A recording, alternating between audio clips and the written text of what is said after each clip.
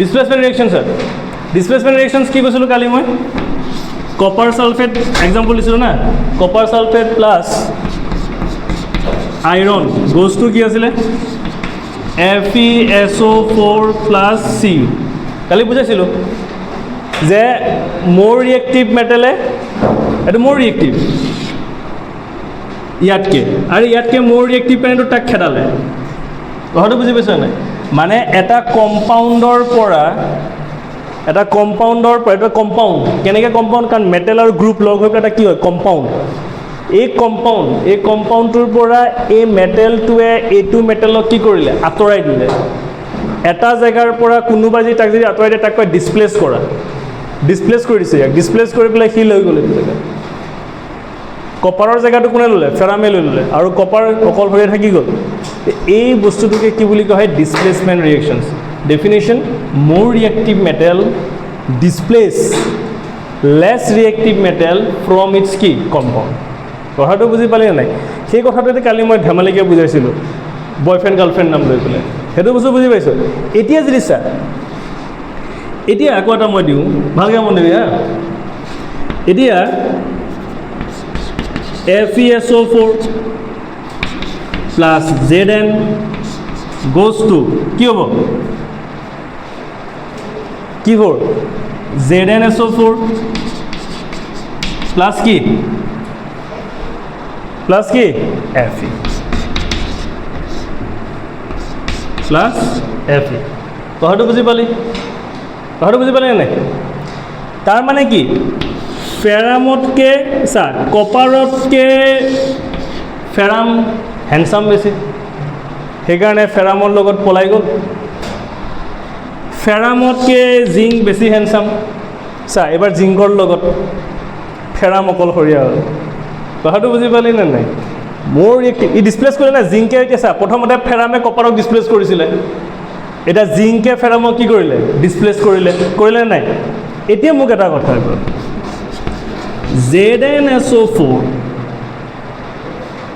এই মন দে হা কি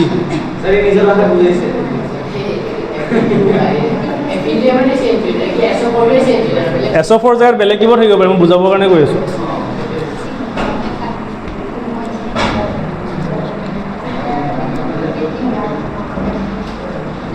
এতিয়া ধৰি লওক ইয়াত কেলছিয়াম আছে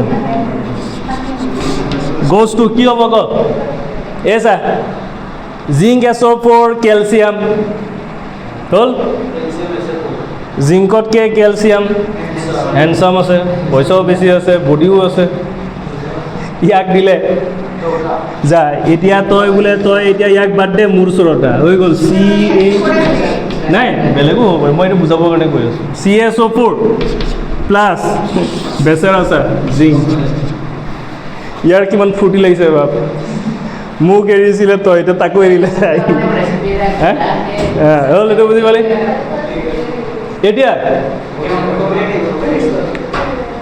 এতিয়া বস্তুটো ছাৰ এতিয়া আহি গ'ল কি ধৰিলোঁ মই CaSO4 ধৰিলোঁ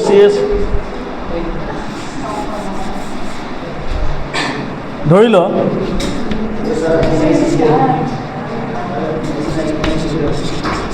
K2SO4 মন দে প্লাছ মেগনেছিয়াম বস্তু এতিয়া কি হ'ব ইয়াত টু ভয় খাব নালাগে টু কাৰণ কেৰ পটেছিয়ামৰ ভেলেঞ্চি কি হয় 1 হয় ছালফেটৰ ভেলেঞ্চি 2 হয় টু ইয়াত আহিছে 1 এইফালে গুচি গৈছে সেইটো কাৰণে ভয় খাব নালাগে কিন্তু ইয়াত সেইটো কি মেটেলটো কি পটেছিয়াম কে পটেছিয়াম SO4 মেগনেছিয়াম কি হ'ব এতিয়া ইয়াত MgSO4 প্লাছ কি পটেছিয়াম নহয় কাৰণ অলৰেডি ইয়াতকৈ হেণ্ডচামেই বেছি গতিকে ইয়াক কিয় চাব চিষ্টেম নাই তই ইয়াক নোৱাৰে ইয়াক টানিবই নোৱাৰে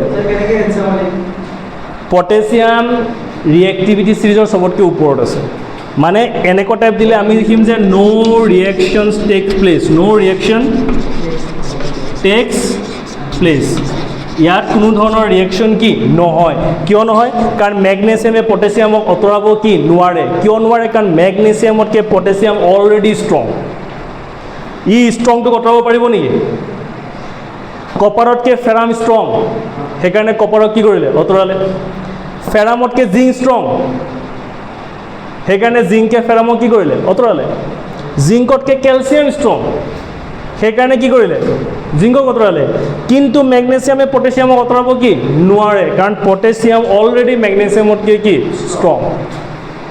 আৰু বিশ্বাস কৰ পটেছিয়াম চবতকৈ ষ্ট্ৰং, সেইকাৰণে পটেছিয়ামৰ লগত যদি ছালফেট থাকে পটেছিয়ামক কোনো হিলাব নোৱাৰে, কাৰণ পটেছিয়াম ৰিয়েক্টিভিটি ছিৰিজৰ চবতকৈ টপত থাকে। এই বস্তুটো জানিবৰ কাৰণে আমি ৰিয়েক্টিভিটি ছিৰিজটো জানিব লাগিব নাই? কাৰণ কুৱেশ্যন যদি কেনেবাকৈ যদি কৈ দিয়ে, এনেকুৱা কুৱেশ্যন যদি এনেকৈ দি দিয়ে, ধৰি ল MgSO4 + Fe গছটো কি হ'ব? দি দিছে, ইয়াত কি হ'ব? FeSO4 হ'ব লাগিছিল কি? FeSO4 + কি? Mg, কিন্তু নহয়। কিয় নহয়? কাৰণ ফেৰামতকৈ মেগনেছিয়াম কি? ষ্ট্ৰং। এতিয়া সেই বস্তুটো আমি জানিম কেনেকৈ? তাৰ কাৰণে ৰিয়েক্টিভিটি ছিৰিজটো কি? শিকিব লাগিব। কথাটো বুজি পালিনে? ৰিয়েক্টিভিটি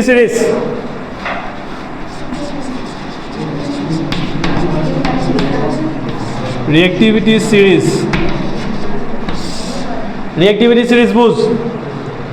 চবতকৈ ফাৰ্ষ্টত থাকিব potassium, sodium, calcium, magnesium, aluminium, zinc, ferrum, lead, hydrogen, কপাৰৰ পিছত আহিব হা। কপাৰৰ পিছত মাৰ্কিউৰি, চিলভাৰ, গ'ল্ড। মানে ৰিয়েক্টিভিটি ছিৰিজৰ চবতকৈ তলত কোন থাকিব? গ'ল্ড।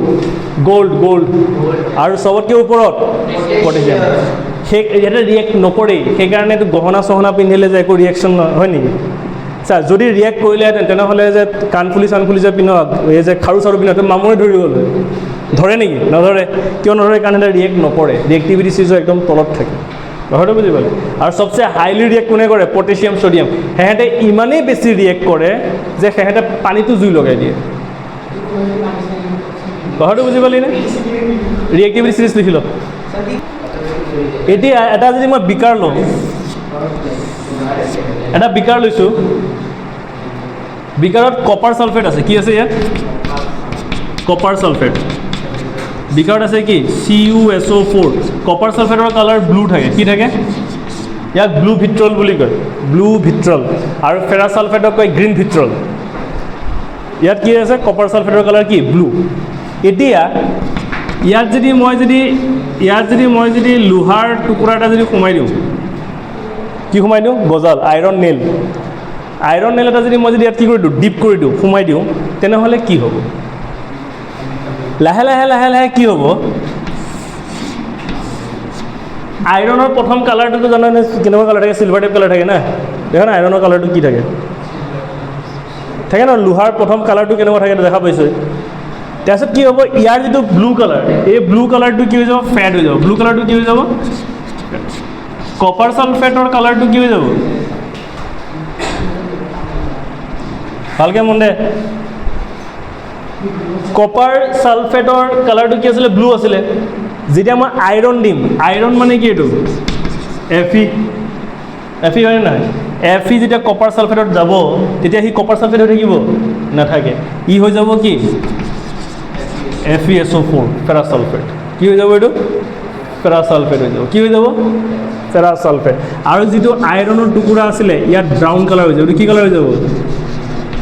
ব্ৰাউন কালাৰ হৈ যাব, ব্ৰাউনিছ কালাৰ হৈ যাব। কপাৰৰ কালাৰ কেনেকুৱা টাইপ থাকে? ব্ৰাউন টাইপ থাকে নাথাকে? সেই কালাৰটো ইয়াত আহি যাব। বুজি পালিনে? মানে কপাৰ কি হৈ যাব? অকলশৰীয়া হৈ যাব। Cu2 কি হৈ যাব? অকলশৰীয়া হৈ যাব। আৰু এই কালাৰটো ইয়াত পৰি যাব। কথাটো বুজি পালিনে বস্তুটো? মানে আইৰণ নেইল এটা মই কপাৰ ছালফেট চলিউশ্যনত যদি মই সোমাই দিওঁ, তে কপাৰ ছালফেটৰ ব্লু কালাৰটো কি হৈ যাব? ফেড হৈ যাব। কিয় ফেড হৈ যাব? কাৰণ তাৰ ব্লু কালাৰ কেতিয়া আছিল? যেতিয়া সি কপাৰ ছালফেট হৈ আছিলে। কিন্তু আইৰণ সোমোৱাৰ লগে লগে, Fe সোমোৱাৰ লগে লগে কপাৰ ছালফেট CuSO4 আৰু Fe ৰিয়েকশ্যন হৈ পেলাই কি ফৰ্ম হ'ব? FeSO4 + Cu হ'ব নাই? এতিয়া FeSO4 হৈ গ'ল নে নাই? এইটো ব্লু কালাৰ হৈ থাকিব নেকি? ব্লু কালাৰটো কি হৈ যাব? ফেডেড হৈ যাব। কালাৰটো কি হৈ যাব? নাইকিয়া হৈ যাব। আৰু যিটো কপাৰৰ কালাৰ থাকে সেই কালাৰটো ক'ত পৰি যাব? আইৰণৰ কালাৰ যিটো আছিলে সেইটো নহৈ পেলাই কি হৈ যাব ব্ৰাউন কালাৰ ফৰ্ম অন কি কপাৰ এতিয়া এটা বস্তু মই দিলোঁ বেৰিয়াম ক্লৰাইড BaCl2 হ'ল প্লাছ ছ'ডিয়াম ছালফেট আচ্ছা মোক এটা কথা মই লগে লগে ৰিয়েকশ্যনটো বনোৱা শিকাই দি আছোঁ ছাৰ বেৰিয়াম ক্লৰাইড বুলি কৈছে তই কি মেট্ৰিক পৰীক্ষাত কি মহ ধৰিব শিকিবি নেকি এইফালে কেমিকেল ৰিয়েকশ্যন শিকাইছোঁ কেমিকেল মণ্ডে মহ ধৰি আছে বেৰিয়াম ক্লৰাইড বুলি কৈছে তো বেৰিয়াম মানে কি Ba ক্লৰাইড যেতিয়া ক্লৰিন ফ্লৰিন ব্ৰমিন হওক অক্সিজেন হওক নাইট্ৰজেন হওক যেতিয়া কোনো মেটেলৰ পিছ চাইডে লাগে তেতিয়া আহি যায় আইড কি আহি যায় আইড ক্লৰিন পিছফালে লাগিছে মানে ক্লৰাইড তো ক্লৰিন লাগিব এইখিনিলৈকে ক্লিয়াৰ তো এইখিনিলৈকে ক্লিয়াৰ এতিয়া বেৰিয়ামৰ ভেলেঞ্চি কিমান 2 ক্লৰিনৰ কিমান 1 এতিয়া 1টো ইয়াত আহিব 2টো এইফালে যাব মানে হৈ যাব BaCl2 হ'ল plus sodium sulphate sodium Na sulphate ATE sulphate যেতিয়া হ'ব জানিম আমি SO4 S লাগিলে ছালফাইড ID এইটো ছালফেট ATE ছালফেট মানে SO4 গ্ৰুপ কথাটো বুজি পালি ছালফেট ছ'ডিয়ামৰ ভেলেঞ্চি 1 ছালফেটৰ ভেলেঞ্চি কি 2 ছালফেট গ্ৰুপ হয় এইটো 2টো ইয়াত আহিব সেইকাৰণে হৈ যাব Na2SO4 হ'ল আপত্তি আছে এইখিনিলৈকে বনাই গ'জ টু এইটো হ'ল ডাবল ডিছপ্লেচমেণ্ট কি হ'ব এইটো মেটেল হয়নে chlorine non metal group metal ল'ৰা ক্লৰিন ছালফেট ছোৱালী নন মেটেলিক গ্ৰুপ ন এইটো নন মেটেল গ্ৰুপ এতিয়া মন দে এইফালে ছাৰ ইয়াত অকণমান গণ্ডগোল হয় বেৰিয়ামে ক'ব মোক ছালফেট লাগে ছ'ডিয়ামে ক'ব কি মই চাই থাকিম মই ক্লৰিনক ল'ম ডেফিনেশ্যন ইয়াতে আছে সেইকাৰণে বুজাই আছোঁ এনেকৈ বেৰিয়ামে ক'ব মোক কি লাগে ছ'ডিয়াম বেৰিয়ামে ক'ব মোক কি লাগে ছালফেট হামকো ছালফেট চাহিয়ে ছ'ডিয়ামে ক'ব কি মই এনেই চাই থাকিম নেকি নাই তই ল'বি ময়ো তোৰটো লৈ ল'ম যা যি আছে ভাগ কি হ'ল BA কাক ল'লে SO4ক লৈ ল'লে ইয়াৰো ভেলেঞ্চি 2 কেঞ্চেল BaSO4 প্লাছ ছ'ডিয়ামে ক'লে তই মোৰ ওচৰলৈ তই তাত কেলৈ থাকিবি আহি যা NaCl ছ'ডিয়াম ক্লৰাইড কাজিয়া লাগিবনে সেহেঁতে কাজিয়া লাগিবনে নালাগে দুখ আছেনে নাই কিয় কাৰণ ইউ সেইফালে গ'ল ইউ এইফালে লৈ ল'লে চব সুখী এক্সচেঞ্জ হৈছে নাই এক্সচেঞ্জ হ'লনে নাই কাৰ এক্সচেঞ্জ হৈছে বেৰিয়ামৰ লগত ছালফেট হৈছে ক্লৰিনৰ লগত ছ'ডিয়াম হৈছে এইবিলাক আয়নছ হয় বেৰিয়াম এটা আয়নছ যেতিয়া বেৰিয়াম অকলে থাকিব ইলিমেণ্ট ক্লৰিন যেতিয়া অকলে থাকিব ইলিমেণ্ট যেতিয়া সেহেঁতে কোনোবা এটা গ্ৰুপত লগ হ'ব তেতিয়া এইবিলাক এটা আয়নছ হৈ লগ হয় কেনেকৈ লগ হয় আয়নছ হয় কাৰণ লগা সময়ত ই ইলেক্ট্ৰন কি কৰিব লাগিব দিব লাগিব ইলেক্ট্ৰন কি কৰিব লাগিব ল'ব লাগিব তে ইলেক্ট্ৰন দি দিয়াৰ লগে লগে সি আয়নছ হৈ যাব ইলেক্ট্ৰন লোৱাৰ লগে লগে সিও কি হৈ যাব আয়নছ হৈ যাব সেইটো মেটেলছ এণ্ড নন মেটেলছ যেতিয়া পঢ়াম তেতিয়া ভালকৈ ক্লিয়াৰ হ'ব বস্তুটো মুঠৰ পৰা এটা বস্তু বুজি লওক অকলে থকা মানে ইলিমেণ্ট যেতিয়া কোনোবা এটাৰ লগত লগ হ'ব তেতিয়া এইবিলাক হৈ যায় কি আয়নছ তো বেৰিয়াম ছালফেটক ল'লে ছ'ডিয়ামে ক্লৰিনক ল'লে এইবিলাক এক্সচেঞ্জ হৈছে নে কি এক্সচেঞ্জ হৈছে আয়নছবিলাক এক্সচেঞ্জ হৈছে কাৰ মাজত এহেঁতৰ নিজৰ মাজতে হৈছে নাই তে নিজৰ মাজত মানে এইখিনি কি বুলি কয় reactant two ions are exchange between the reactant is called double displacement reaction clear বস্তুটো আয়নছবিলাক কি হৈছে ৰিয়েক্টেণ্টৰ মাজতে কি হৈ আছে এক্সচেঞ্জ হৈ আছে তাকে কি বুলি কোৱা হয় ডাবল ডিছপ্লেচমেণ্ট ৰিয়েকশ্যন ক্লিয়াৰ বস্তুটো লিখ ডাবল ডিছপ্লেচমেণ্ট ৰিয়েকশ্যন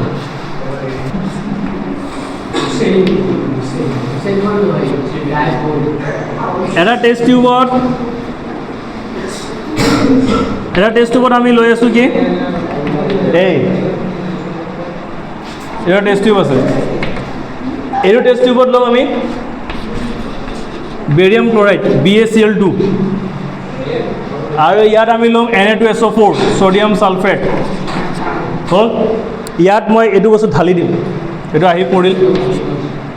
পৰাৰ পিছত কি হ'ব, যেতিয়াতো ৰিয়েকশ্যনছ হ'ব, ৰিয়েকশ্যনছ হোৱাৰ পিছত ইয়াত কিছুমান প্ৰেচিপিটেশ্যনছ হ'ব। কি হ'ব ইয়াত, ফাইনেল থাকিব ইয়াত কিছুমান হোৱাইট PPT পৰিব। কি পৰিব, হোৱাইট PPT, হোৱাইট প্ৰেচিপিটেট পৰিব।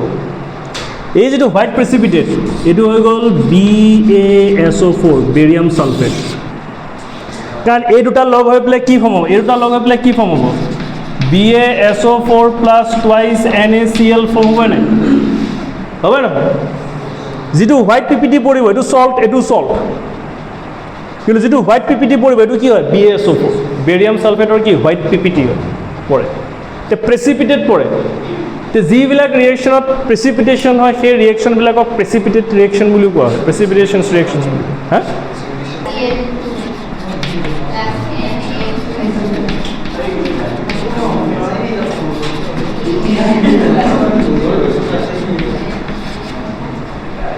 সেইফালে বেৰিয়াম কেইটা আছে, সেইফালে বেৰিয়াম কেইটা আছে, ক্লৰিন কেইটা আছে, সেইফালে ক্লৰিন কেইটা আছে, এটা। তো সন্মুখত মই 2 দি দিলোঁ, হৈ গ'ল ক্লৰিন 2টা। ছ'ডিয়াম কেইটা আছে, সেইফালে ছ'ডিয়াম কেইটা আছে, 2টা মিলি আছে। ছালফেট গোটেই গ্ৰুপটো কিমান আছে, এটা, কি 4। ছালফেট কেইটা আছে, এটা। ছালফেট মানে গোটেই গ্ৰুপটো বুজায়, গ্ৰুপ ছালফেট। ছালফেট কেইটা আছে, এটা। এইফালে ছালফেট কেইটা, এটা। হ'ল অক্সিডেশ্যন ছাৰ,